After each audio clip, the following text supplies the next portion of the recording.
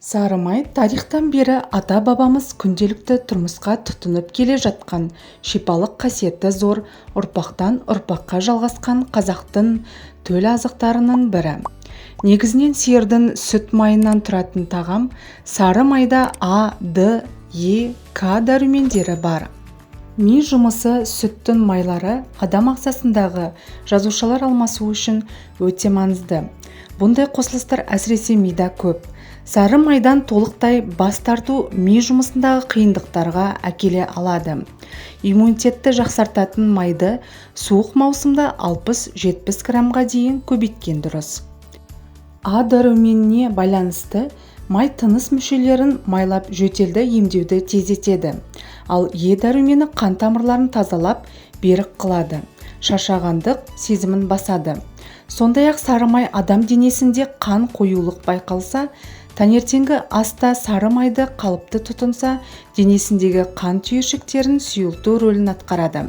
Сары майды үздіксіз тұтыну қан қоюлық ауруының алдын алып қалмастан, қантты несеп ауруына ем болатын шипалы дәрі есептеледі. Әсіресе ұлтымыз ерте кезде сары майдан пайдаланып, буын қабыну ауруын емдеп келген.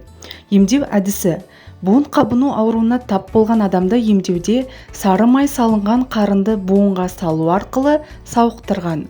Бұдан сырт іші қатқан ересек адамдар мен сәбилерге ерітіп ішкісе, ішті жүргізеді.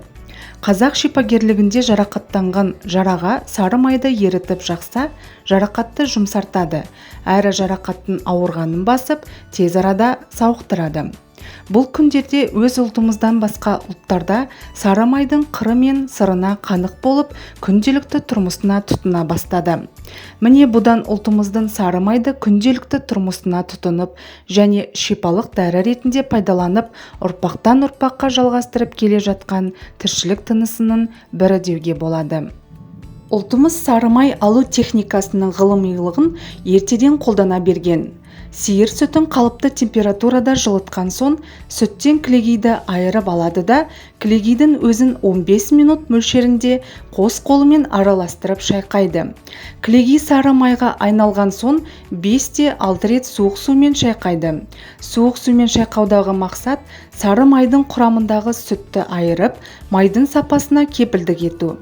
Сары майға қалыпты түрде ұнтақ тұз араластырып, алдын ала дайындап қойған қойдың қарнына салып, қарынның аузын ауа кірместей етіп бекіткеннен кейін салқын жерге немесе тоңазытқышқа қойып сақтаса да болады.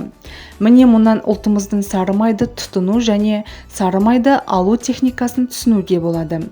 Қолдың сары майы керемет табиғи дәрмек. Қазақ дастарханынан қысы-жазы түспеген тағамның бірі қолдың сары майы. Астың да, нанның да дәмін келтірген майдың арнайы ерітілген түрі әсіресе қыста ерекше сұранысқа ие. Кейбір жерде күйдірілген деп аталатын бұл сары майды емдік мақсатта да қолдануға болады. Тең мөлшерде балға араластырылған күйдірілген сары май иммунитетті көтеретін мықты табиғи құрал. Ол үшін таңертең жылы сүтке араластырып, аш қарынға ішсеңіз болғаны. Ол кеудедегі қақырықты босатады, ішектердің жиырылу қасиетін реттейді, іш қатуын болдырмайды, иммунитетті көтереді, сүйектердің беріктігіне көмегі бар. Ағзаны зиянды қалдықтардан тазартады, жасушаларды жаңарту арқылы ағзаны жасартады. Кемі 3-5 ай жалғастырған жағдайда атеросклерозға қарсы оң әсері байқалады. Қазекемнің қыстыгүні суықтап қалған балаға беретін ең бірінші дәрісі де осы май қосылған сүт екенін білеміз. Дәмді де сінімді бұл сусын әлсіздікті жеңуге, ағзадағы суықты қууға қауқарлы. Бал қосылған қолдың сары майы жүйке иммундық жүйеге оңды әсер етеді. Күйдірілген сары май аюрведа әдісімен ем жасайтын үнді шипагерлерінің де басты қаруы. Олар тіпті тері мен шаш сұлулығында осы әдіспен сақтайды екен. Жасы 60-тан асса да бетіне әжім, шашына ақ түспеген, көзі өткір, тісі сау, қимыл қозғалысы еркін үнді бишілерінің бірі Ресейдің әйелдерге арналған бағдарламасына қонақ болған екен. Сонда жүргізуші 60-тағы бишінің 30-ға жетпеген сұлудай мінсіз дене бітімінің сырын сұрайды. Үнді сұлулардың көбі күйдірілген сары майға бал, жаңғақ, кептірілген өрік, мейіз, жер жаңғақ қосып жейтіні тағамданушыларды таң қалдырады. Зерттей келе олар майдың бұл түрі А, Д, Е, К витаминдеріне бай, холестерин деңгейін төмендететін, тамыр қабырғаларын тазартатын, зейінді арттыратын, сіңімді әрі өте пайдалы деген шешімге келген. Күйдіру барысында майдың құрамындағы су толығымен жойылады, сондықтан май ағзада іркілмейді, қайта ішек пен асқазанды тазартады.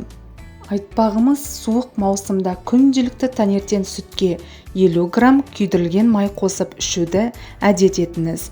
Пайдасы шаш етектен. Құрметті достар, видео ұнаған болса лайк басып, каналға тіркеліп, қоңыраушаны басуды ұмытпаңыздар.